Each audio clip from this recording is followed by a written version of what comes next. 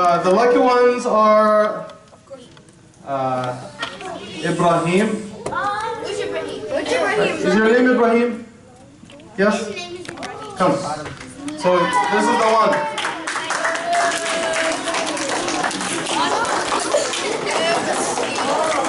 MashaAllah, very good guy. Jazakallah. And Tasneem. Did you get one of those? You got one of those? Okay, so this is yours. Jazakallah. Very good guys. So, sorry I'm a bit late. I'm gonna use this one. I'm a bit late, so forgive me. Some people had some questions for me, but say I forgive you. Forgive you. MashaAllah. Jazakallah. So today, inshallah, we'll talk about forgiveness. Forgiveness. And we'll talk about two prophets. We'll talk about two prophets. I forgive you, Henry, for the technical difficulties. So, in the story of Muhammad ﷺ and in the story of Yusuf ﷺ, there are so many things in common between the two stories. To start with, Yusuf ﷺ lost his mother when he was very young. And Muhammad ﷺ lost both his father and his mother. So this is number one. Number two, people made plans against Yusuf ﷺ. His brothers, they wanted to get rid of him. And when you read Surah Anfal, the people of Mecca, they wanted to get rid of Muhammad ﷺ. Yusuf ﷺ had to spend so many years outside his hometown because of his family. And Muhammad ﷺ had to spend many years outside Mecca because of the people of Mecca, right? So the conspiracies and the plans and so on and so forth, but at the end, you see what happened. Muhammad ﷺ became the undisputed leader of Arabia of his time, and Yusuf ﷺ became the Aziz of Egypt. So people were making plans against both of them, but it turned into their favor, right? So Muhammad ﷺ, achieved success, and Yusuf ﷺ became successful. So now if you look at the story of Yusuf ﷺ, because his mother died when he was young, and he had a brother from the same father and the same mother, his name was Benjamin.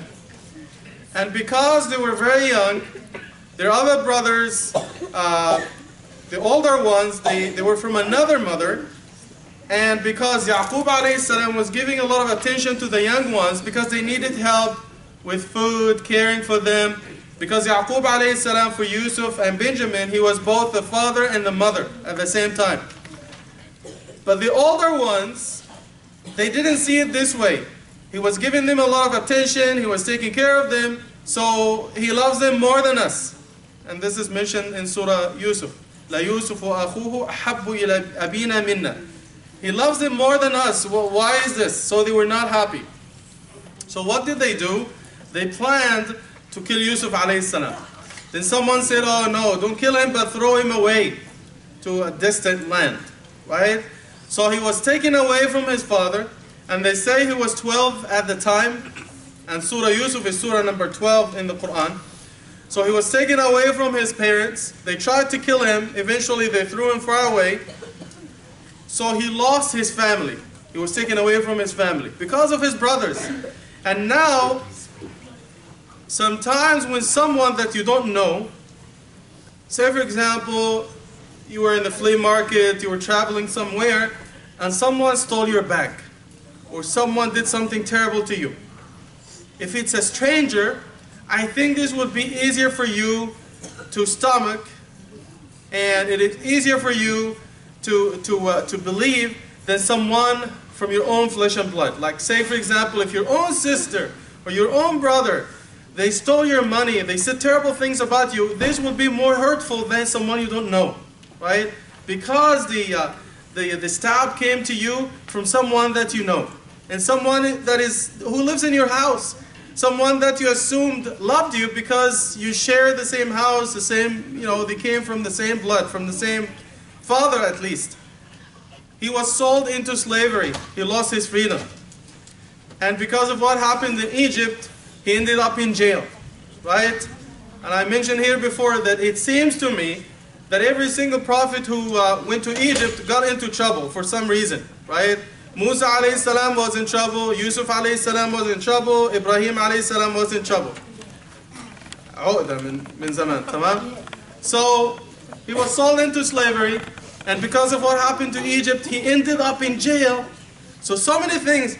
He was taken away from his father, his family. He was sold into slavery. He became a slave. He lost his freedom. And he ended up in jail for nothing. He didn't do anything.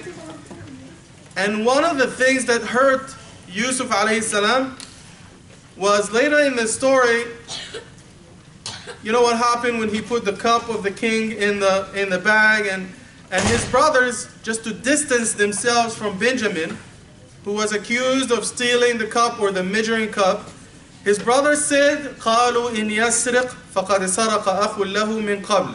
They said, if Benjamin stole the cup, the measuring cup, then his full brother Yusuf, he stole before. He's also a thief. So this is something that, you know, in the family, like, but we have nothing to do with it because he's not our full brother. They were trying to distance themselves from Yusuf alayhi salam and call him a thief, and he was not a thief. So you see how much damage they did to Yusuf alayhi salam. They stole him, they tried to kill him, he was sold into slavery, he ended up in jail, and they called him a thief, a tug, or a chore, right? And he didn't do any of this, right?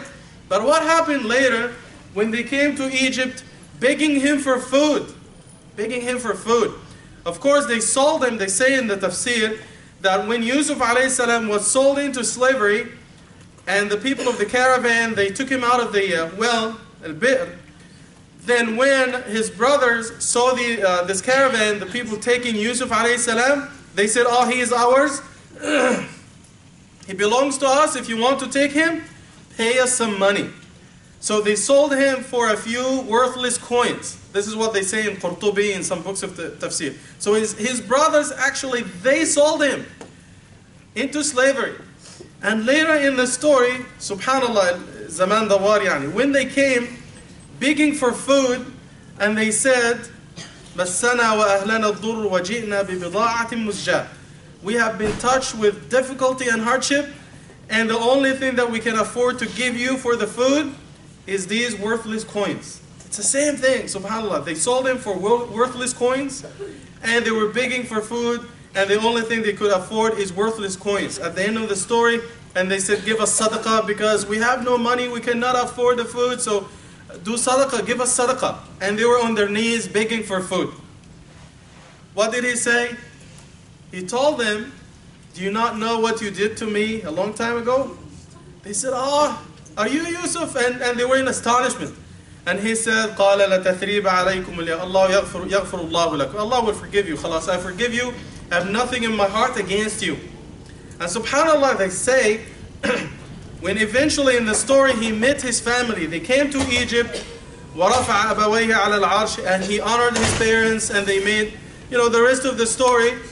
And he was telling his father how gracious, or how kind Allah subhanahu wa ta'ala was to him when he brought the family from the desert, and Allah subhanahu wa ta'ala took him out of jail.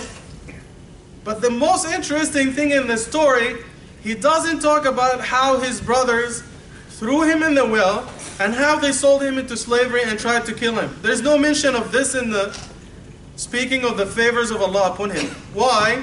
Because Yusuf alayhi salam was al-Kareem. When you forgive someone, you don't remind them of what terrible things they did to you in the past. And this is why Yusuf alayhi salam didn't mention what his brothers did to him a long time ago after he has forgiven them. Because he was al-Kareem, right?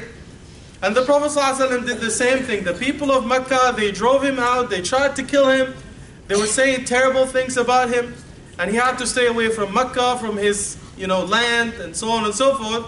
And eventually, when the Prophet ﷺ returned to Mecca so many years later, and the people were begging for his mercy, what did he say? He used the exact same words that Yusuf alayhi salam said. He said, لا تثريب عليكم اليوم يغفر الله لكم. He used the exact same words that Yusuf alayhi salam said to his brothers. So you see a lot of similarities in the story, and one thing we get from the story is we are not perfect. We are human beings. We make mistakes all the time. So if you like people to forgive you every time you make a mistake, so you have to forgive them. And there's also one thing I want to say about the story of Yusuf alayhi salam. Allah subhanahu wa ta'ala calls it ahsan al-qasas, the most beautiful story. If you feel let down, if you are in a difficult situation, if people turn their backs on you, if you feel alienated, if you are in a difficult situation, read Surah Yusuf. قالوا ما قرأها حزين إلا سعد. No one who is going through difficult times read Surah Yusuf except that Allah will fill their hearts with joy, because everyone has a happy ending at the end of the story. So the ulama speak about the difference between the reaction of Yusuf alayhi salam when he forgave his brothers immediately and their father Yaqub alayhi salam. So Yusuf alayhi salam said, لا تثريب عليكم اليوم يغفر الله لكم. I forgive you immediately. But when they asked for their father's forgiveness, he said, قال سوف أستغفر لكم ربي. He didn't ask for forgiveness for them right away like Yusuf. He said, I will make dua for you to be forgiven. Why? They say in Ibn Kathir, Al-Qurtubi, Al-Tabari, different books, they say that Yaqub alayhi salam wanted to make sure that Allah will forgive them, and he waited until as-sahar to make dua for them before Fajr, because the dua at this time is most likely to be accepted. So this is what they say in the tafsir. We ask Allah subhanahu wa ta'ala to give us the best in this life and the best in the life to come. Make sure to forgive each other. We'll continue inshallah the next couple of times. Jazakumullah khairan. See you tomorrow inshallah. Assalamu alaikum.